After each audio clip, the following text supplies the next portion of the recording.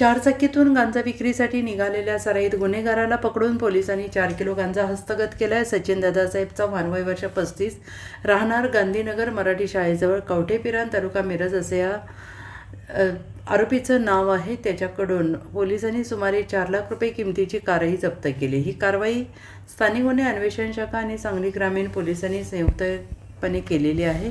स्थानिक गुन्हे अन्वेषण शाखेचे पोलीस निरीक्षक संजीव झाडे यांनी सहाय्यक पोलीस निरीक्षक प्रशांत निशानदार, उपनिरीक्षक महादेव पोवार आणि पोलीस कर्मचाऱ्यांचे एक पथक तयार करून अंमली पदार्थ तस्करी, विक्री, वाटप, वितरण करणारे इसमांची माहिती काढून त्यांच्यावर कारवाई करण्याच्या सूचना दिल्या।